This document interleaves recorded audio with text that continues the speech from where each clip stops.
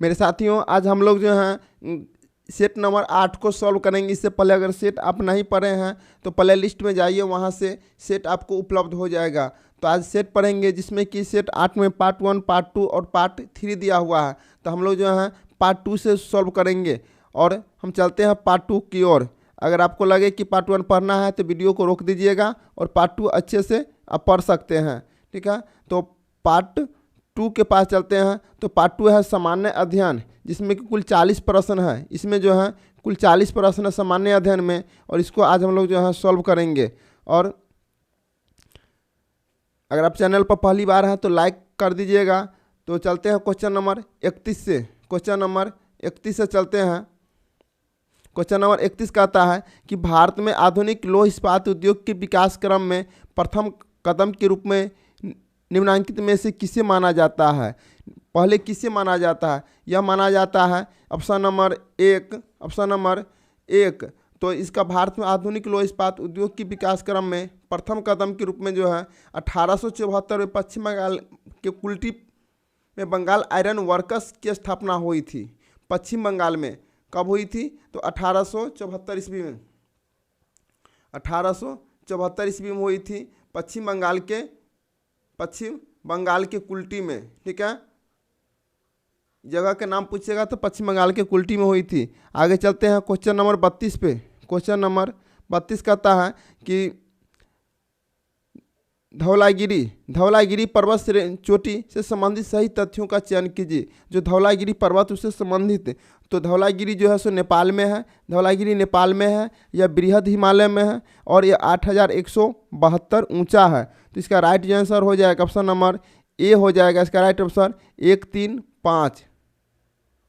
आगे चलते हैं क्वेश्चन नंबर 32 पे। क्वेश्चन नंबर 32 कहता है कि सैनकोटा गैप निम्न में से किन दो नगरों को जोड़ता है। सैनकोटा गैप, जिसका राइट आंसर जो हो जाएगा ऑप्शन नंबर ई हो जाएगा। लेकिन सैनकोटा गैप जो है तमिलनाडु के मदुरै शहर तथा केरल के तिरुवनंतपुरम शहर को जोड़ता है। कौन कौन शहर हो जाएगा? तमिलनाडु के मदुरै शहर तथा केरल के तिरुवनंतपुरम शहर, ठीक है। तो इसलिए इसका राइट आंसर ऑप्शन नंबर ई हो जाएगा। आगे चलते हैं क्वेश्चन नंबर 34 पे। क्वेश्चन नंबर 34 कहता है कि पंबन द्वीप कहाँ स्थित है। पंबन द्वीप कहाँ स्थित है? यह मन्नार की खाड़ी में स्थित है। आगे चलते हैं। आगे कहता है क्वेश्चन नंबर 35, चंद्रा एवं भागा नामक दो नदियों से मिलकर बनी नदी निम्न में से कौन सी नदी है। निम्न में से कौन सी नदी है? तो इसका राइट आंसर जो हो जाएगा ऑप्शन नंबर बी हो जाएगा चिनाब नदी। ऑप्शन नंबर बी चिनाब नदी। Question number 36। क्वेश्चन नंबर जो है 36 कहता है कि राजस्थान का कोटा शहर निम्न में से किस नदी के तट पर बसा है। जो राजस्थान का कोटा शहर है वह किस नदी के तट पर बसा है। मेरे साथियों यह जो बसा हुआ है चंबल नदी के किनारे, चंबल नदी के तट पर बसा हुआ है। चलते हैं क्वेश्चन नंबर 36 से। क्वेश्चन नंबर 37 से। क्वेश्चन नंबर 36 हो गया, 37 चलते हैं। तो 37 कहता है क्वेश्चन नंबर कि चांदी के लिए प्रसिद्ध जावर क्षेत्र किस राज्य में प्रसिद्ध है। चांदी के लिए, तो मेरे साथियों इसका राइट आंसर हो जाएगा ऑप्शन हो जाएगा सी राजस्थान। चांदी के लिए जावर जो जगह का नाम है वह राजस्थान में पड़ता है। और यह जो राजस्थान के उदयपुर जिला में स्थित एक कस्बा है। कहाँ है? राजस्थान के उदयपुर जिला में स्थित एक कस्बा है। आगे चलते हैं क्वेश्चन नंबर 38 पे। क्वेश्चन नंबर 38 कहता है कि भारत की स्थल सीमा कितने देशों से लगती है। तो भारत की स्थल सीमा जो है कुल 7 देशों के साथ लगते हैं। कुल 7 देश। कुल 7 देश कौन कौन हो जाएगा? अफगानिस्तान, पाकिस्तान, चीन, नेपाल, भूटान, बांग्लादेश एवं म्यांमार के साथ लगती है। मेरे साथियों याद हो गया होगा, अफगानिस्तान, पाकिस्तान, चीन, नेपाल, भूटान, बांग्लादेश एवं म्यांमार, ये 7 देशों के साथ लगते हैं। आगे चलते हैं क्वेश्चन नंबर 39 पे। म्यांमार के साथ भारत के कितने राज्यों की सीमा लगती है। म्यांमार के साथ, तो म्यांमार के साथ जो है इसको जो है सो कुल सीमा लगते हैं 4 राज्यों से सीमा लगते हैं। और 4 राज्य कौन कौन है? अरुणाचल प्रदेश, नागालैंड, मणिपुर एवं मिजोरम। 4 राज्य अरुणाचल प्रदेश, नागालैंड, मणिपुर एवं मिजोरम।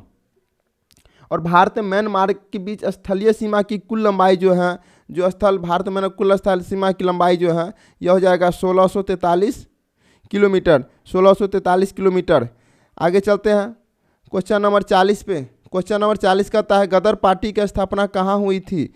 गदर पार्टी की स्थापना कहाँ हुई थी मेरे साथियों? यह हुई थी सैन फ्रांसिस्को में, सैन फ्रांसिस्को में। और यह कब हुई थी? तो यह हुई थी 1913 ईस्वी में, 1913 ईस्वी में सैन फ्रांसिस्को में। आगे चलते हैं क्वेश्चन नंबर 41 पे। क्वेश्चन नंबर 41 कहता है 1924 ईस्वी का बंगाल का तारकेश्वर आंदोलन निम्न में से किसके विरुद्ध था? किसके विरुद्ध था? तो ये हो जाएगा मंदिरों में भ्रष्टाचार, option number 1 right answer, option number 1। आगे चलते हैं क्वेश्चन नंबर 42। व्यवहारिक वेदांत के प्रतिपादक निम्नांकित में से कौन है? जो व्यवहारिक वेदांत के प्रतिपादक थे कौन थे? इसका जो राइट आंसर हो जाएगा वो हो जाएगा Swami Vivekananda, Swami Vivekananda, option number C. आगे चलते हैं क्वेश्चन नंबर 43। क्वेश्चन नंबर 43 कहता है शारदा एक्ट से संबंधित था, शारदा एक्ट से संबंधित था बाल विवाह प्रतिबंध, बाल विवाह प्रतिबंध से। इसका राइट आंसर जो हो जाएगा शारदा एक्ट बाल विवाह प्रतिबंध थे। आगे चलते हैं क्वेश्चन नंबर 44 पे। क्वेश्चन नंबर 44 कहता है कि निम्नांकित में से कौन सा जर्नल अबुल कलाम आज़ाद द्वारा प्रकाशित है? कौन सा जर्नल? तो इसका राइट जो आंसर हो जाएगा वो हो जाएगा अल हिलाल, अबुल द्वारा जो प्रकाशित हुए थे वो हो जाएगा अल हिलाल। इसका राइट आंसर ऑप्शन नंबर ए। आगे चलते हैं क्वेश्चन नंबर 45। अब कहता है क्वेश्चन नंबर 45 कहता है मद्रास महाजन सभा की स्थापना कब हुई थी? मद्रास महाजन की स्थापना कब हुई थी? तो इसका जो राइट आंसर हो जाएगा इसका हो जाएगा ऑप्शन नंबर ए 1884, 1884। अगला क्वेश्चन है निम्नांकित में से किस स्वतंत्रता सेनानी की मृत्यु जेल में भूख हड़ताल के कारण हुई थी? भूख हड़ताल के कारण। इसका राइट आंसर हो जाएगा जतिन दास, जतिन दास। और यह कितने दिन तक रहे थे? यह जतिन दास ने लाहौर सेंट्रल जेल में 63 दिन की भूख हड़ताल करके अपने प्राण उत्सर्ग कर दिए। और जतिन दास का जन्म जो हुआ था 27 अक्टूबर 1904 ईस्वी में कलकत्ता में हुआ था। और जतिन दास की जो लाहौर सेंट्रल जेल में 13 दिसंबर 1929 ईस्वी को जो उनकी मृत्यु हो गई थी। आगे चलते हैं क्वेश्चन नंबर 47 पे। क्वेश्चन नंबर 47 कहता है कि 1946 ईस्वी में बनी अंतरिम सरकार में डॉक्टर राजेंद्र प्रसाद के जिम्मे कौन सा विभाग था? क्या जिम्मे कौन सा विभाग था? यह था खाद्य एवं कृषि मंत्री, खाद्य एवं कृषि मंत्री थे। क्वेश्चन नंबर 48 पे चलते हैं। क्वेश्चन नंबर 48 कहता है कि राज्य भारत के समस्त राज्य क्षेत्र में नागरिकों के लिए एक समान सिविल संहिता के प्राप्त कराने का प्रयास करेगा। उपयुक्त बात का उल्लेख भारतीय संविधान के निम्नलिखित अनुच्छेदों में से किसमें की गई है? किसमें की गई है? तो इसका राइट आंसर हो जाएगा अनुच्छेद 44, ऑप्शन नंबर सी, अनुच्छेद 44। आगे चलते हैं। अब इसमें है कि विधान परिषद के संबंधित सही तथ्य की पहचान करें। विधान परिषद संबंधित सही तथ्य की पहचान करें। तो इसका राइट आंसर हो जाएगा ऑप्शन नंबर डी हो जाएगा उपयुक्त में से एक से अधिक। इसमें क्या क्या है सो देखिए। इसमें कहता है कुल सदस्य संख्या संबंधित विधानसभा कुल सदस्य संख्या के 7/3 से अधिक नहीं हो सकती है। कुल सदस्य संख्या 300 से अधिक नहीं हो सकती है। कुल सदस्य संख्या किसी भी दशा में 40 से कम नहीं हो सकती। इसका right answer option number D. आगे चलते हैं क्वेश्चन नंबर 50 पे। अर्थव्यवस्था में बेब्रिज वक्र क्या दर्शाता है? बेब्रिज वक्र क्या दर्शाता है? यह दर्शाता है बेरोजगारी के स्तर तथा रोजगार उपलब्धता के स्तर के बीच संबंध। इसका राइट आंसर हो जाएगा ऑप्शन नंबर ए। आगे चलते हैं question number 51। Question number 51 math आ गया। मैथ में आपको सिर्फ आंसर बता देते हैं। ए और बी एक काम को क्रमशः 10 तथा 15 दिनों में कर सकते हैं। बी आरंभ करता है और 5 दिन बाद ए भी काम में जुड़ जाता है। यदि 60 रुपये कमाते हैं तो उनका व्यक्तिगत हिस्सा कितना होगा? व्यक्तिगत हिस्सा कितना होगा? तो इसका जो राइट आंसर हो जाएगा ऑप्शन नंबर सी हो जाएगा 24-36, 24-36 right answer option number C. आगे चलते हैं 52 का सौम्या तनु के एकमात्र भाई की माँ है। प्रीतम तनु के पिता का एकमात्र पुत्र है। सौम्या प्रीतम की क्या है? सौम्या प्रीतम की क्या है? तो इसका जो राइट आंसर हो जाएगा ये हो जाएगा माँ। राइट आंसर हो जाएगा माँ। आगे चलते हैं। क्वेश्चन नंबर 43, 8% प्रति वर्ष की दर से एक वर्ष 6 महीने के लिए 15,625 रुपये पर चक्रवृद्धि ब्याज क्या होगा जब चक्रवृद्धि ब्याज अर्धवार्षिक ब्याज से संयोजित किया जाता है? तो इसका जो राइट आंसर हो जाएगा ऑप्शन नंबर बी हो जाएगा 1950। ऑप्शन नंबर बी 1951 हो जाएगा ऑप्शन नंबर बी। आगे चलते हैं। एक वस्तु का क्रय मूल्य अंकित मूल्य के 64% के बराबर है। 4% की छूट देने के बाद प्राप्त प्रतिशत लाभ क्या होगा? तो इसका राइट आंसर हो जाएगा ऑप्शन नंबर सी हो जाएगा 50%। आगे चलते हैं। उस विकल्प का चयन करें जो तीसरे पद उसी तरह दूसरा पद पहले पद से संबंधित है। मंदिर, आराधना, न्यायालय। तो न्यायालय क्या हो जाएगा? तो न्यायालय हो जाएगा वकील। न्यायालय में कौन करते हैं? न्यायालय कौन करते हैं? वकील करते हैं। तो right answer option number C. आगे हैं क्वेश्चन नंबर 55 का मंदिर, आराधना, न्यायालय, तर्क होगा। ठीक है, इसमें न्यायालय जो है तर्क हो जाएगा। 55 का हो जाएगा ऑप्शन नंबर बी। 55 का ऑप्शन नंबर हो जाएगा बी, तर्क होगा। ठीक है, वकील नहीं होगा। आगे चलते हैं क्वेश्चन नंबर 56 पे। 56 का था राम के पिता की आयु उसकी आयु की 3 गुना है। 9 वर्ष पहले राम के पिता की आयु उसकी आयु की 6 गुनी थी। राम की वर्तमान आयु कितनी है? राम की वर्तमान आयु कितनी है? तो इसका जो राइट आंसर हो जाएगा ये हो जाएगा वर्तमान आयु 15 वर्ष। ऑप्शन नंबर बी 15 वर्ष। क्वेश्चन नंबर 57 कहता है यदि ए बी सी की औसत आयु 22 वर्ष है तथा बी और सी की औसत आयु 25 वर्ष है तो 9 वर्ष के बाद ए की आयु कितनी हो जाएगी? 9 वर्ष बाद ए की आयु कितनी हो जाएगी? तो इसका जो राइट आंसर हो जाएगा ऑप्शन नंबर सी 25 वर्ष हो जाएगा। ऑप्शन नंबर सी 25 वर्ष। आगे चलते हैं क्वेश्चन नंबर 58। क्वेश्चन नंबर 58 कहता है कि 1 रुपये 50 पैसे 25 पैसे के कुछ सिक्के का मूल्य 93.75 रुपये है और उनकी संख्या का अनुपात 3:4:5 है। प्रत्येक प्रकार के सिक्के की संख्या ज्ञात कीजिए। तो इसमें जो राइट आंसर हो जाएगा हो जाएगा 45, 60, 75। इसका राइट आंसर हो जाएगा 45, 60, 75। Option number B. आगे चलते हैं क्वेश्चन नंबर 59 पे। क्वेश्चन नंबर 59, यदि एक बंदूक को गोली चलाई जाती है और बंदूक पीछे की ओर जाती है तो बंदूक की गतिज ऊर्जा क्या होगी? बंदूक की गतिज ऊर्जा क्या होगी? तो इसका जो राइट आंसर हो जाएगा यह हो जाएगा गोली से कम होगी। ऑप्शन नंबर मतलब गोली से अधिक, गोली के बराबर, गोली से कम। तो ये हो जाएगा ऑप्शन नंबर सी, गोली से कम हो जाएगा। आगे चलते हैं क्वेश्चन नंबर 60। क्वेश्चन नंबर 60 कहता है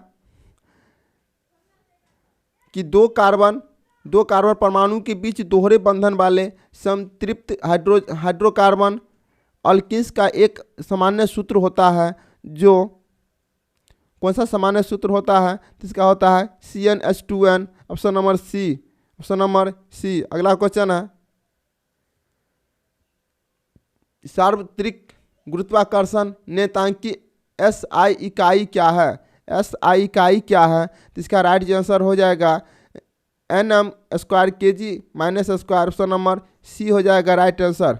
आगे चलते हैं। अब GK GS पर आ गए। Question number 62। क्वेश्चन नंबर 62 कहता है कि ब्लीचिंग पाउडर का उपयोग डैश के लिए किया जाता है। ब्लीचिंग पाउडर का उपयोग डैश के लिए किया जाता है। तो यह जो है ब्लीचिंग पाउडर का उपयोग कहाँ क्या किया जाता है? पानी को कीटाणु रहित करने के लिए, कीटाणु रहित करने के लिए और रसायनों को ऑक्सीकरण करने के लिए। तो इसके दोनों का राइट आंसर हो जाएगा। तो इसलिए इसका राइट आंसर जो है हो जाएगा ऑप्शन नंबर डी हो जाएगा। अगला क्वेश्चन है ऑक्सीशोषण के लिए डैश की उपस्थिति की आवश्यकता होती है। डैश के लिए उपयुक्त की आवश्यकता होती है। तो इसका राइट आंसर क्या होगा? A carbon dioxide, B hydrogen, C nitrogen. लेकिन इसका जो राइट आंसर हो जाएगा ये हो जाएगा O2 ऑक्सीजन। O2 हो जाएगा, ऑक्सीजन, इसलिए इनमें से ऑप्शन में से हो जाएगा, इनमें उपयुक्त में से कोई नहीं। इसका जो राइट आंसर हो जाएगा ऑप्शन हो जाएगा O2 यानी ऑक्सीजन। आगे चलते हैं। किसी विलयन में हाइड्रोजन आयन सांद्रता मापने का पैमाना क्या है? मापने का पैमाना क्या है? तो इसका राइट आंसर हो जाएगा pH पैमाना। pH पैमाना ऑप्शन नंबर ए। आगे चलते हैं। Question number 65। क्वेश्चन नंबर 65 कहता है कि निम्नलिखित में से कौन सी विटामिन में ईस्ट प्रचुर मात्रा में पाए जाते हैं? ईस्ट कौन सा विटामिन पाया जाता है? तो यह जो पाया जाता है विटामिन बी में, विटामिन बी में ईस्ट पाया जाता है। आगे क्वेश्चन नंबर 66। निम्नलिखित में से किस क्षेत्र में मध्यरात्रि सूर्य को देखा जा सकता है? मध्यरात्रि सूर्य को देखा जा सकता है। इसका राइट आंसर हो जाएगा आर्कटिक एवं अंटार्कटिक क्षेत्रों में। ऑप्शन नंबर सी, मध्यरात्रि सूर्य को देखा जा सकता है आर्कटिक और अंटार्कटिक क्षेत्रों में। क्वेश्चन नंबर 67 कहता है कि ICC T20 महिला विश्व कप 2023 डैश में आयोजित हुआ था तथा इन प्रतियोगिता का विजेता डैश देश था। तो इसका जो राइट आंसर हो जाएगा ऑप्शन नंबर बी हो जाएगा दक्षिण अफ्रीका और ऑस्ट्रेलिया। आयोजित हुआ था दक्षिण अफ्रीका में और विजेता हुए थे ऑस्ट्रेलिया देश। ठीक है, इसका राइट जो आंसर हो जाएगा ऑप्शन नंबर बी हो जाएगा। आगे चलते हैं क्वेश्चन नंबर 68 पे। क्वेश्चन 68 कहता है हाल ही में 10 अगस्त 2023 को रूसी अंतरिक्ष एजेंसी के द्वारा इंटर कॉस्मोस कार्यक्रम के तहत कौन सा मिशन चंद्रमा के लिए लॉन्च किया कौन सा मिशन था? तो ये हो जाएगा Luna 25। Option number B Luna 25। आगे चलते हैं 69 में। हाल ही में गोल्डमैन पर्यावरण पुरस्कार 2023 से किसे सम्मानित किया है? तो जो इसका राइट आंसर हो जाएगा ये हो जाएगा Alessandra Korap. Option number 1 Alessandra Korap option number 1 हो जाएगा। अगला क्वेश्चन है 70। इस भाग का लास्ट क्वेश्चन। 69वां राष्ट्रीय फिल्म पुरस्कार में सर्वश्रेष्ठ अभिनेता का पुरस्कार किसने जीता? अभिनेता का पुरस्कार किसने जीता? इसका राइट आंसर हो जाएगा अल्लू अर्जुन ने। इसका राइट आंसर हो जाएगा ऑप्शन नंबर ए अल्लू अर्जुन ने। अब चलते हैं पार्ट 3। पार्ट 3 सामाजिक विज्ञान है। इसमें कुल 80 प्रश्न हैं और 80 प्रश्न को अच्छा से हम इसको रिवाइज करना है। ठीक है, आगे आते हैं। 71 कहता है कि बादामी किस वंश की सबसे पुरानी राजधानी थी? बादामी किस वंश की सबसे पुरानी राजधानी थी? तो ये हो जाएगा चालुक्य राजवंश। ऑप्शन नंबर बी चालुक्य राजवंश। आगे है क्वेश्चन नंबर 72। हड़प्पा सभ्यता का निम्नलिखित में से कौन सा स्थल अफगानिस्तान में स्थित है? कौन सा स्थल जो अफगानिस्तान में स्थित है? तो इसका राइट आंसर हो जाएगा सुरतुगय। ऑप्शन नंबर सी सुरतुगय। आगे क्वेश्चन नंबर 73। क्वेश्चन 73 कहता है निम्नलिखित में से कौन सा किला काकतीय राजवंश द्वारा बनवाया गया था? काकतीय राजवंश द्वारा कौन सा किला बनवाया गया था? तो इसका जो राइट आंसर हो जाएगा ऑप्शन नंबर हो जाएगा A Golconda. Option number A Golconda. Question number 74 पे चलते हैं। 74 क्वेश्चन 74 कहता है कि पानीपत की पहली लड़ाई कब हुई थी? तो पानीपत की पहली लड़ाई हुई थी 1526 में और डेट पूछेगा। अगर डेट पूछे तो 21 अप्रैल होगा। डेट पूछे तो 21 अप्रैल होगा। ठीक है, 21 अप्रैल होगा। Option number B right answer. Option number B right answer. अगला क्वेश्चन नंबर 75। क्वेश्चन नंबर 75 कहता है लगभग 320 ईस्वी से 550 ईस्वी के बीच किस राजवंश ने भारत पर शासन किया था? 320 ईस्वी से 550 ईस्वी के बीच किस राजवंश ने शासन किया था? इसका राइट आंसर जो हो जाएगा गुप्त वंश। ऑप्शन नंबर बी गुप्त वंश। क्वेश्चन नंबर 76 पे चलते हैं। क्वेश्चन नंबर 76 कहता है कि निम्नलिखित में से कौन सा वेद संगीत से संबंधित है? कौन सा वेद संगीत से संबंधित है? अथर्ववेद, ऋग्वेद, यजुर्वेद। तो ये तीनों जो संगीत से संबंधित नहीं है, इसका राइट आंसर हो जाएगा सामवेद हो जाएगा। इसका राइट आंसर सामवेद। इसका राइट आंसर हो जाएगा सामवेद। ऑप्शन नंबर ई हो जाएगा ऑप्शन, और राइट आंसर जो हो जाएगा संगीत के लिए यह हो जाएगा सामवेद। क्वेश्चन नंबर 77 पे चलते हैं। क्वेश्चन नंबर 77 कहता है कि प्रार्थना समाज के संस्थापक निम्नलिखित में से कौन से थे? प्रार्थना समाज के संस्थापक निम्नलिखित में से कौन से थे? तो हो जाएगा Atmaram Panduram, option number B, Atmaram Panduram, option number B हो जाएगा। अगला क्वेश्चन है 78, अकबर द्वारा लड़ी गई निम्नलिखित लड़ाइयों में से कौन सी लड़ाई अंत तुलना में नवीनतम है? अंत तुलना में नवीनतम है, तो इसका राइट आंसर हो जाएगा हल्दी घाटी का युद्ध। हल्दी घाटी का युद्ध, तो हल्दी घाटी का युद्ध कब हुई थी? 18 जून 1576 की, 18 जून लिख देते हैं यहाँ पे, 18 जून 1576 में हुई थी। ठीक है, आगे चलते हैं। क्वेश्चन नंबर 79, क्वेश्चन 79 कहता है हड़प्पा सभ्यता के निम्नलिखित स्थलों में से कौन सा स्थल पाकिस्तान में स्थित है? कौन सा स्थल पाकिस्तान में स्थित है? तो इसका राइट आंसर हो जाएगा ऑप्शन नंबर डी, उपयुक्त में से एक से अधिक, इसमें से तीनों जो ऑप्शन जो है पाकिस्तान में स्थित है। आगे चलते हैं क्वेश्चन नंबर 80, क्वेश्चन नंबर 80 कहता है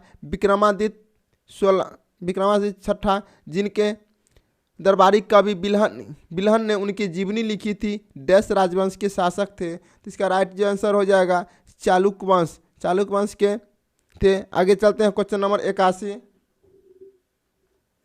क्वेश्चन नंबर 81 कहता है कि रानी रुद्रमा देवी का संबंध निम्नलिखित में से किस राजवंश से है? तो इसका जो राइट आंसर हो जाएगा वो होगा काकतीय वंश, काकतीय वंश। आगे चलते हैं, अमेरिका की खोज किसने किए थे? क्वेश्चन नंबर 82, अमेरिका की खोज किसने की? तो मेरे साथियों इसका जो राइट आंसर हो जाएगा ऑप्शन नंबर बी हो जाएगा, मार्को पोलो ने। मेरे साथियों यह जो ऑप्शन दिया हुआ मार्को पोलो ये गलत लग रहा है। ठीक है, और यहाँ पर जो होगा अमेरिका की खोज किया था कोलंबस ने किया था, कोलंबस ने किया था। ठीक है, कोलंबस ने किया था, इसका राइट आंसर हो जाएगा कोलंबस। इसलिए यहाँ पर ऑप्शन नंबर हमको सही नहीं, आप खुद बताइएगा कमेंट बॉक्स में। ठीक है, मार्को पोलो गलत ऑप्शन है यहाँ पे। आगे चलते हैं क्वेश्चन नंबर 83, निम्नलिखित में से कौन सा प्राचीन भारत में 83 कहता है कि निम्नलिखित में से कौन से प्राचीन भारत में इंग्लो द्वारा रचित एक प्रसिद्ध तमिल महाकाव्य है? तमिल महाकाव्य कौन सा होगा? इसका ऑप्शन नंबर 1 शिल्पदिकारम, ऑप्शन नंबर 1 हो जाएगा। अगला क्वेश्चन है कहता है उच्च शिक्षा, क्वेश्चन नंबर 84, उच्च शिक्षा के लिए अंग्रेजी को शिक्षा का माध्यम बनाने और प्राच्य संस्थानों के प्रचार को रोकने के लिए अंग्रेजी शिक्षा अधिनियम किस वर्ष पारित किया गया? किस वर्ष पारित किया गया? यह 1835 में पारित किया गया था। उस शिक्षा के लिए अंग्रेजी शिक्षा का माध्यम बनाने के लिए प्राच्य संस्थानों के प्रचार को रोकने के लिए अंग्रेजी शिक्षा अधिनियम वर्ष 1835 में पारित हुआ है। ऑप्शन नंबर ए 1835। आगे हैं क्वेश्चन नंबर 85, क्वेश्चन नंबर 85 कहता है कालिदास रचित नाटक अभिज्ञान शकुंतलम शकुंतला और राजा डैश की प्रेम कथा है? राजा डैश की प्रेम कथा है, इसका राइट आंसर हो जाएगा Dushyant, option number C Dushyant. Question number 86, question number 86 कहता है औरंगजेब ने डैश में एक लंबी लड़ाई लड़ते हुए अपने साम्राज्य, सैन्य और वित्तीय संस्थानों को अधिकांश खर्च कर दिया था? तो इसका राइट आंसर हो जाएगा, यह हो जाएगा दक्कन, ऑप्शन नंबर ए दक्कन हो जाएगा। क्वेश्चन नंबर 87, खिलजी और तुगलक शासकों ने सैन्य कमांडरों को क्षेत्रों का गवर्नर नियुक्त किया था, इन क्षेत्रों को किस नाम से जाना जाता है? इन क्षेत्रों को किस नाम से जाना जाता है? ये हो जाएगा इक्ता, ऑप्शन नंबर बी इक्ता। आगे चलते हैं क्वेश्चन नंबर 88, क्वेश्चन नंबर 88 पर चलते हैं। इसमें कहता है कि निम्नलिखित में से कौन सा समाचार पत्र राजा राम मोहन राय द्वारा शुरू किया गया था? कौन सा समाचार पत्र था मेरे साथियों बताइएगा। इसका जो राइट आंसर हो जाएगा संवाद कौमुदी, संवाद कौमुदी हो जाएगा। और मेरे साथियों आप अगर चैनल पर नए हैं तो सब्सक्राइब कर दीजिएगा, अपने दोस्तों को भी शेयर जरूर कर दीजिएगा और लाइक करना नहीं भूलिएगा मेरे साथियों। ठीक है, अब चलते हैं क्वेश्चन नंबर 89 पर। क्वेश्चन नंबर 89 कहता है निम्नलिखित में से कौन सी अलाउद्दीन खिलजी के दरबारी कवि थे जिन्होंने प्रसिद्ध कविता हस्त बहिष्त लिखी थी? तो इसका राइट आंसर हो जाएगा ऑप्शन नंबर बी हो जाएगा इसका राइट आंसर। आगे चलते हैं, वियतनामी कम्युनिस्ट पार्टी के संस्थापक कौन थे? वियतनामी कम्युनिस्ट पार्टी के संस्थापक कौन थे? तो इसका राइट आंसर हो जाएगा होची मिन्ह, ऑप्शन नंबर ए होची मिन्ह। अगला क्वेश्चन है कोलेरू झील किस राज्य में स्थित है? कोलेरू झील किस राज्य में स्थित है? यह है आंध्र प्रदेश में। कोलेरू झील आंध्र प्रदेश में स्थित है। ऑप्शन नंबर बी हो जाएगा राइट आंसर। आगे चलते हैं। अतः निम्नलिखित में से कौन सा जलप्रपात गोवा राज्य में स्थित है? कौन सा जलप्रपात गोवा राज्य में स्थित है? तो इसका राइट आंसर हो जाएगा दूध सागर झील। दूध सागर जलप्रपात गोवा राज्य में स्थित, ऑप्शन नंबर ए। अगला क्वेश्चन है क्वेश्चन नंबर 93। विश्व का सबसे बड़ा डेल्टा निम्नलिखित में से कौन सा है? विश्व का सबसे बड़ा डेल्टा, तो इसका राइट जो आंसर हो जाएगा ये हो जाएगा Ganga Brahmaputra delta, option number ए गंगा ब्रह्मपुत्र डेल्टा। अगला क्वेश्चन है निम्नलिखित में से कौन सी एक उत्तर भारत में खरीफ फसल है और दक्षिण भारत में रबी फसल है? मतलब उत्तर भारत में खरीफ फसल है और दक्षिण भारत में रबी फसल है। तो इसका जो राइट आंसर हो जाएगा ये हो जाएगा तिल। राइट आंसर तिल हो जाएगा, ऑप्शन नंबर सी तिल हो जाएगा। अगला क्वेश्चन है कि कौन सी मृदा उत्तरी मैदानों और नदी घाटियों में फैली हुई है और भारत के कुल क्षेत्रफल का 40% क्षेत्र घेरे हुए हैं? तो इसका राइट जो आंसर हो जाएगा ऑप्शन नंबर सी हो जाएगा जलोढ़ मिट्टी या जलोढ़ मृदा। आगे है क्वेश्चन नंबर 96। निम्नलिखित में से कौन सा हमारे सौर मंडल का बौना ग्रह है? हमारे सौर मंडल का बौना ग्रह है, तो ये हो जाएगा Callisto, option number C Callisto. आगे चलते हैं क्वेश्चन नंबर 97 पर। क्वेश्चन नंबर 97 कहता है किसेराइट निम्नलिखित में से किस खनिज का अयस्क है? किसेराइट किस खनिज का अयस्क है? तो इसका जो राइट आंसर हो जाएगा ऑप्शन नंबर ए हो जाएगा मैग्नीशियम, ऑप्शन नंबर ए। आगे है मैग्नीशियम होगा, मैग्नीशियम है। Question number 98। क्वेश्चन 98 निम्नलिखित में से कौन सी आर्द्र भूमि केरल में स्थित है? कौन सी जो आर्द्र भूमि केरल में स्थित है? तो इसका राइट जो आंसर हो जाएगा ऑप्शन नंबर सी हो जाएगा सस्ताम कोटा झील, ऑप्शन नंबर सी। आगे चलते हैं क्वेश्चन नंबर 99। क्वेश्चन नंबर 99 मेरे साथियों, पाकिस्तान निम्नलिखित में से किस नदी पर डाइमर भाषा नामक बांध का निर्माण कर रहा है? कौन सी नदी है? इसका राइट आंसर हो जाएगा सिंधु नदी, सिंधु नदी। अब है 100वां क्वेश्चन, शतक पूर्ण रहा है मेरे साथियों, शतक पूर्ण रहा है। अगर चैनल पर नए हैं तो सब्सक्राइब कर दीजिए, अपने दोस्तों को भी शेयर कर दीजिए जिससे उनको भी प्राप्त हो जाए। और इससे पहले आप सेट अगर नहीं बनाए हैं तो प्ले लिस्ट में जाइए, किरण का रुक्मिणी का पब्लिकेशन 3 सेट वहाँ पर देखने को मिलेगा। तीनों सेट आप प्रतिदिन बनाइए और किताब अधिक से अधिक पढ़िए और जो है कम समय बचा हुआ है अधिक से अधिक तैयारी कीजिए, ठीक है। और समय भी बिल्कुल कम है, इसलिए ध्यान इधर उधर न भटकाइए और मन लगा के पढ़िए। अगला क्वेश्चन पर चलते हैं। क्वेश्चन नंबर 100 कहता है कि महादेव पहाड़ियाँ मुख्य रूप से किस राज्य में फैली हुई है? महादेव पहाड़ियाँ मेरे साथियों बताइएगा। महादेव पहाड़ियाँ जो हैं ये मध्य प्रदेश में है, ऑप्शन नंबर सी मध्य प्रदेश में है। अगला क्वेश्चन है निम्नलिखित में से कौन सी नदी नेपाल हिमालय से नहीं मिलती है? कौन सी नदी है जो नेपाल हिमालय से नहीं मिलती है? तो इसका राइट आंसर हो जाएगा कोसी मिलती है, गंडक मिलती है, लेकिन नर्मदा नहीं मिलती है, ऑप्शन नंबर ए हो जाएगा। अगला क्वेश्चन है निम्नलिखित में से कौन भारत का सर्वोच्च बांध है? सबसे ऊंचा बांध कौन सा है? तो मेरे साथ इसका राइट आंसर हो जाएगा यह एक टिहरी बांध उत्तराखंड में, ऑप्शन नंबर सी टिहरी बांध उत्तराखंड। क्वेश्चन नंबर 103 कहता है कि चाय और कॉफ़ी डैश मिट्टी में उगाई जाती है। चाय और कॉफ़ी जो मेरे साथियों ये हो जाएगा लेटेराइट मिट्टी, याद रखिएगा चाय और कॉफ़ी जो है लेटेराइट मिट्टी में उगाई जाती है। अगला क्वेश्चन है निम्नलिखित में से कौन सा राज्य यमुना नदी के जल संग्रह क्षेत्र के अंतर्गत नहीं आता है? यहाँ पर पूछ रहा है कि नहीं आता है, तो ये हो जाएगा ऑप्शन नंबर सी पंजाब में, बाद बाकी राजस्थान हिमालय में होता है। आगे है क्वेश्चन नंबर 105 महासागर का उथला हिस्सा या 1 डिग्री या उससे भी कम की औसत ढाल दर्शाता है, क्या कहलाता है? क्या कहलाता है? इसका राइट आंसर हो जाएगा महाद्वीपीय ताक, ऑप्शन नंबर सी महाद्वीपीय ताक। आगे चलते हैं क्वेश्चन नंबर 106। क्वेश्चन 106 कहता है निम्नलिखित में से किस महासागर में टोरेस जल डमरू मध्य स्थित है? तो इसका जो राइट आंसर हो जाएगा ऑप्शन नंबर ई हो जाएगा, लेकिन यहाँ पर कहता है कि किस महासागर में टोरेट जल डमरू मध्य स्थित है?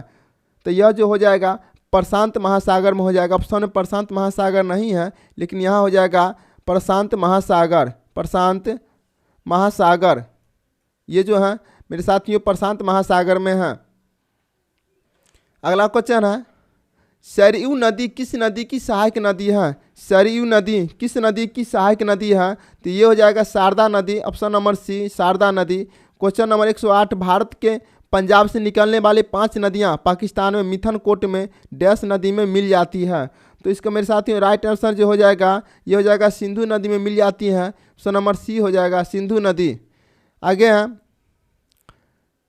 होगेन कक्कल जलप्रपात किस राज्य में स्थित है? तो इसका जो राइट आंसर हो जाएगा ऑप्शन नंबर हो जाएगा तमिलनाडु राज्य में स्थित है, तमिलनाडु राज्य में, ऑप्शन नंबर बी तमिलनाडु राज्य में स्थित है। आगे चलते हैं, क्वेश्चन नंबर 110, कदम बांध कदम नदी डैश नदी के संगम पर स्थित है। तो इसका राइट आंसर क्या होगा मेरे साथियों बताइएगा। तो राइट आंसर जो हो जाएगा ये हो जाएगा गोदावरी नदी के संगम पर स्थित, ऑप्शन नंबर बी। अगला क्वेश्चन है कि भारत के संविधान का कौन सा भाग संघ एवं राज्यों के बीच संबंधों से संबंधित है? तो इसका जो राइट आंसर हो जाएगा ये हो जाएगा भाग 11, ऑप्शन नंबर सी भाग 11। आगे चलते हैं, भारतीय संविधान में संशोधन का प्रस्ताव निम्नलिखित में से किस देश संविधान से लिया गया है? किस देश से लिया गया है मेरे साथियों बताइएगा। तो यह जो लिया गया है यह दक्षिण अफ्रीका से लिया गया है। जो संविधान संशोधन का प्रस्ताव है दक्षिण अफ्रीका लिया गया, इसलिए ऑप्शन नंबर सी हो जाएगा। अगला क्वेश्चन है, भारतीय संविधान का अनुच्छेद 21 किससे संबंधित है? भारतीय संविधान का अनुच्छेद 21 किससे संबंधित है? इसका जो राइट आंसर हो जाएगा ये हो जाएगा जीवन का अधिकार, ऑप्शन नंबर सी जीवन का अधिकार। आगे चलते हैं, क्वेश्चन नंबर 114 कहता है 16वीं लोकसभा के प्रो टेम स्पीकर कौन थे? 16वीं लोकसभा के प्रो टेम स्पीकर कौन थे? तो इसका राइट जो आंसर हो गया Kamal Nath, option number A Kamal Nath. आगे क्वेश्चन है, भारतीय संविधान के अनुसार संघ लोक सेवा आयोग का सदस्य 6 वर्ष की अवधि के लिए या 10 वर्ष की आयु पूरी होने तक अपने पद पे रहता है। तो ये होगा 6 वर्ष या 65 वर्ष की अवधि के लिए। तो राइट आंसर हो जाएगा ऑप्शन नंबर ए। अगला क्वेश्चन है 116 नंबर कहता है कि संविधान के अनुच्छेद 280 के तहत भारत के वित्त आयोग का गठन डैश के द्वारा किया जाता है। तो 116 का जो आंसर हो जाएगा यह हो जाएगा राष्ट्रपति के द्वारा, ऑप्शन नंबर बी। अब अगला क्वेश्चन पर चलते हैं। अगला क्वेश्चन कहता है 117 नंबर कि भारतीय संसद ने किस नागरिकता संशोधन विधेयक पारित किया गया है? किस वर्ष नागरिकता संशोधन विधेयक पारित किया गया है? तो इसका राइट जो आंसर हो जाएगा ऑप्शन नंबर बी हो जाएगा 2019 में, ऑप्शन नंबर बी 2019 में। अगला क्वेश्चन है, अगला क्वेश्चन जो कहता है कि भारतीय संविधान के अनुच्छेद 80 के अनुसार राज्यसभा के सदस्यों की कुल संख्या डैश के अधिक नहीं होना चाहिए, डैश के अधिक नहीं होना चाहिए, ये जो है 250 से अधिक नहीं होना चाहिए। अगला क्वेश्चन है, संसद के दोनों सदनों की संयुक्त बैठक की अध्यक्षता निम्नलिखित में से कौन करता है?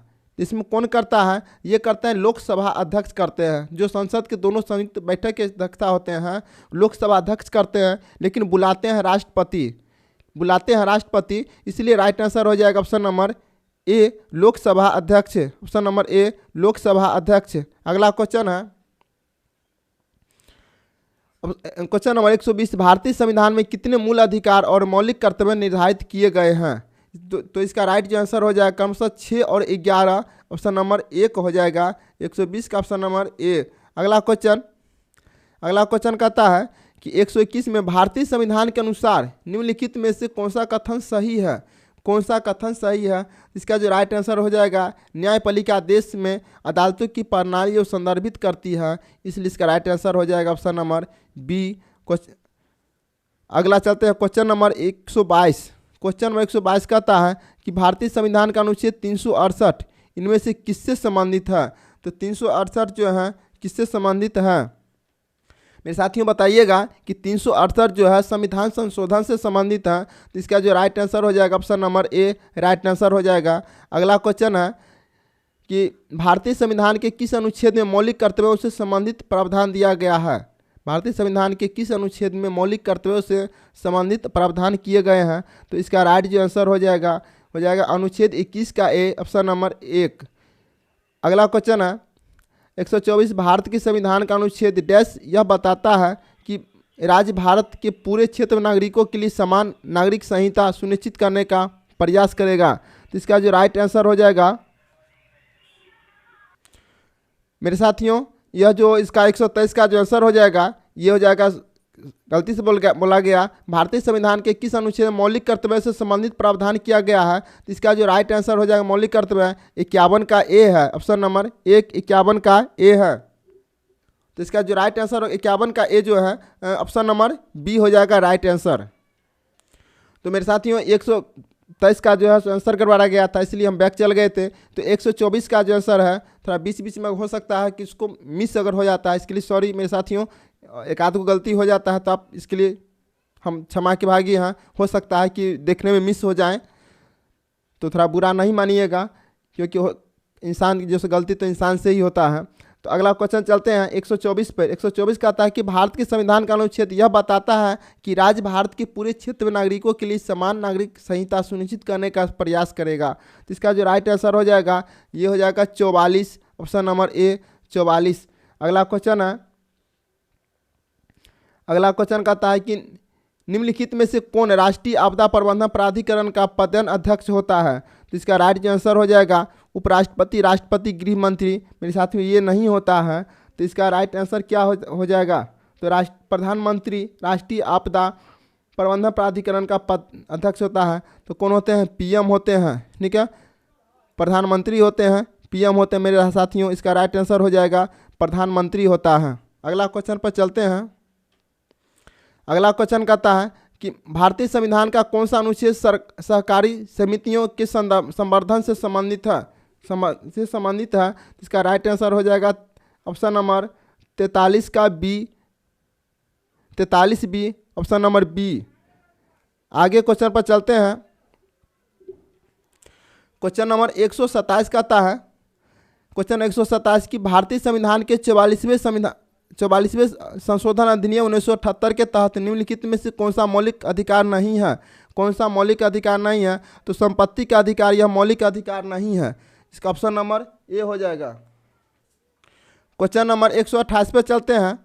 तो क्वेश्चन नंबर 128 कहता है कि संविधान की प्रस्तावना में इनमें से कौन सा शब्द भारत को पूर्ण राजनीतिक स्वतंत्रता और सर्वोच्च शक्ति वाले देश के रूप में वर्णित करता है। तो इसका जो राइट आंसर हो जाएगा ऑप्शन नंबर सी हो जाएगा संप्रभु, ऑप्शन नंबर सी संप्रभु। अगला क्वेश्चन है कि भारत के संविधान का अनुच्छेद 76 किससे संबंधित है। अनुच्छेद 76 किससे संबंधित है, यह है भारत के महान न्यायवादी, ऑप्शन नंबर ए भारत के महान न्यायवादी। अगला क्वेश्चन है कि 130 संसद के सदनों के द्वारा एकल एवं संयुक्त अधिवेशन में पारित होने के पश्चात प्रत्यक्ष विधेयक डैश की सहमति के लिए उनके समक्ष प्रस्तुत किया जाता है। तो इसका जो राइट आंसर हो जाएगा यह हो जाएगा राष्ट्रपति के द्वारा, ऑप्शन नंबर बी राष्ट्रपति। क्वेश्चन नंबर 131 कहता है कि भारत के निम्नलिखित में से कौन सी वित्तीय संस्था विधेयक निवेशकों के हितों की रक्षा करती है और शेयर बाजार माध्यमों के कामकाज को सुगम बनाती है। तो इसका राइट आंसर हो जाएगा option number B, option number भारतीय प्रतिभूति और विनिमय बोर्ड सेबी। अगला क्वेश्चन है 132 क्वेश्चन कहता है कि उपभोक्ता संरक्षण अधिनियम 1986 के अनुसार यदि दावे का मूल डैश तक है तो जिला उपभोक्ता विवाद निवारण संघ में शिकायत की दर्जा डैश तक जा सकती है। तो इसका राइट आंसर हो जाएगा ऑप्शन नंबर सी 20 लाख तक, ऑप्शन नंबर सी 20 लाख हो जाएगा। आगे अगला क्वेश्चन कहता है कि वे अस्थियां जो 12 महीने की अवधि के लिए अब मानक श्रेणी में बनी रहती है उसे बैंक द्वारा डैश अस्थि के रूप में वर्गीकृत किया जा सकता है। तो 132 सी, तो इसका 133 का राइट आंसर क्या हो जाएगा मेरे साथ, इसका राइट आंसर हो जाएगा संदिग्ध, ऑप्शन नंबर सी संदिग्ध। अगला क्वेश्चन है 134 नंबर अर्थशास्त्र के संदर्भ में ईपीएफ में पी का अर्थ क्या है। ईपीएफ में पी का अर्थ क्या है, तो इसका राइट आंसर हो जाएगा ये होगा provident, option number B provident, right answer option number B. अगला क्वेश्चन है कि निम्नलिखित में से कौन सा मद भारत के चालू खाता शेष को प्रत्यक्ष तौर पर प्रभावित नहीं करता है। तो इसका राइट आंसर हो जाएगा राजस्व आय, ऑप्शन नंबर बी राजस्व आय। अगला क्वेश्चन है, भारत में राष्ट्रीय उपभोक्ता दिवस कब मनाया जाता है? भारत में राष्ट्रीय उपभोक्ता दिवस कब मनाया जाता है? तो इसका राइट आंसर हो जाएगा ऑप्शन नंबर सी 24 दिसंबर। ऑप्शन नंबर सी 24 दिसंबर। अगला क्वेश्चन है, भारतीय रिजर्व बैंक की स्थापना किस वर्ष की गई थी? तो ये साथी बताइएगा। इसका राइट आंसर हो जाएगा ऑप्शन नंबर बी 1935 में। अगला क्वेश्चन है, निम्नलिखित में से कौन सा कथन सत्य नहीं है? कौन सा कथन सत्य नहीं है? तो ये राजकोषीय नीति अर्थव्यवस्था में पैसे की आपूर्ति और ब्याज दर से संबंधित है। तो इसका राइट आंसर यही हो जाएगा, ये ऑप्शन नंबर ए सत्य नहीं है। अगला question, real times gross settlement के माध्यम से न्यूनतम कितनी राशि प्रेषित किया जा सकती है? कितनी राशि प्रेषित की जा सकती है? इसका राइट आंसर जो हो जाएगा उपयुक्त में से कोई नहीं। तो इसका राइट आंसर क्या होगा? आरटीजीएस के माध्यम से न्यूनतम आय जो है 2 लाख रुपया है। 3 लाख, 5 लाख, 10 लाख नहीं, बल्कि 2 लाख रुपया है। 2 लाख रुपया है कुल, ठीक है। इसका राइट आंसर हो जाएगा 2 लाख, लेकिन ऑप्शन के अनुसार ई हो जाएगा। अगला क्वेश्चन है कि SLR उस धनराशि का निर्धारण करती है जिसकी आवश्यकता किसी बैंक को कुछ विशिष्ट प्रभुतियों में निवेश करने की होती है, जो मुख्य रूप से केंद्र और राज्य सरकारों द्वारा जारी प्रतिभूतियां होती है। SLR का पूर्ण रूप क्या है? SLR का पूर्ण रूप क्या है? यह हो जाएगा statutory liquidity ratio. Option number C हो जाएगा right answer. Option number C right answer. अगला क्वेश्चन है, किस देश के भीतरी उत्पादित सभी अंतिम वस्तुओं और सेवाओं के मूल्य को क्या कहा जाता है? तो इसका जो राइट आंसर हो जाएगा GDP कहा जाएगा। Option number C GDP। अगला क्वेश्चन है, भारत जीवन बीमा निगम अधिनियम संसद द्वारा डैश में पारित किया गया है। भारत जीवन बीमा निगम अधिनियम संसद द्वारा डैश में पारित किया गया है। तो इसका राइट जो आंसर हो जाएगा ऑप्शन नंबर बी हो जाएगा 1956। Option number B. अगला क्वेश्चन है, क्वेश्चन नंबर 143 पे चलते हैं। Question number 143। क्वेश्चन नंबर 143 कहता है कि जनता द्वारा मुद्रा के रूप में अपने पास रखे गए धन और उसके द्वारा बैंक जमा धन के अनुपात को क्या कहा जाता है? इसका जो राइट आंसर हो जाएगा वो कहेगा मुद्रा जमा अनुपात। ऑप्शन नंबर ए मुद्रा जमा अनुपात। अगला क्वेश्चन है, निम्न में से किसे व्यष्टि अर्थशास्त्र के जनक के रूप में जाना जाता है? तो इसका राइट जो आंसर हो जाएगा Alfred Marshall. Option number C Alfred Marshall. अगला क्वेश्चन है कि one nation one tax one market के लक्ष्य को प्राप्त करने के लिए भारत में इनमें से कौन सा पेश किया गया था? कौन सा कर पेश किया गया था? तो इसका राइट आंसर हो जाएगा वस्तु एवं सेवा कर। One nation one tax one market वस्तु सेवा कर से संबंधित है। आगे चलते हैं। Question number 146। क्वेश्चन नंबर 146, विनिमय नियंत्रण के लिए वैधानिक शक्ति डैश के विदेशी मुद्रा विनिमय अधिनियम द्वारा प्रदान की गई थी, जिसे बाद में एक अधिक व्यापक विदेशी मुद्रा विनिमय अधिनियम 1973 द्वारा प्रतिस्थापित किया गया था। इसका राइट आंसर हो जाएगा ऑप्शन नंबर सी 1947 में। अगला क्वेश्चन है क्वेश्चन 147, भारत का पहला आर्थिक सर्वेक्षण डैश में प्रस्तुत किया गया था। तो इसका राइट जो आंसर हो जाएगा 1950 से 51 में। Option number B. अगला क्वेश्चन है, जब सरकार करों की कमी करती है और सरकारी व्यय को बढ़ाती है तो इस प्रकार की राजकोषीय नीति क्या कहलाती है? इस प्रकार की राजकोषीय नीति विस्तारवादी राजकोषीय नीति कहलाती है। ऑप्शन नंबर 1 विस्तार राजकोषीय नीति कहलाती है। अगला क्वेश्चन है, कलेरकल समिति 2015 से संबंधित है। कलेरकल समिति 2015 से संबंधित है। यह हो जाएगा अब संरचनात्मक विकास के PPP मॉडल। इसका ऑप्शन नंबर सी हो जाएगा। Option number C. अब इस सेट का लास्ट क्वेश्चन है। इस सेट का लास्ट क्वेश्चन कहता है कि भारतीय रिजर्व बैंक ने नवंबर 2020 में किस बैंक के स्थगन का प्रस्ताव रखा था? तो इसका जो राइट आंसर हो जाएगा ऑप्शन नंबर सी हो जाएगा Lakshmi Vilas bank. Option number C. मेरे साथियों 120 टोटल 120 क्वेश्चन में आपको कितना मार्क्स आया कमेंट बॉक्स में बताइएगा। और चैनल पर नए हैं तो सब्सक्राइब ज़रूर कर दीजिएगा, अपने दोस्तों को भी शेयर कर दीजिएगा। तो बस आज के लिए इतना ही, और फिर अगले क्लास में मिलते हैं। जय हिंद, वंदे मातरम।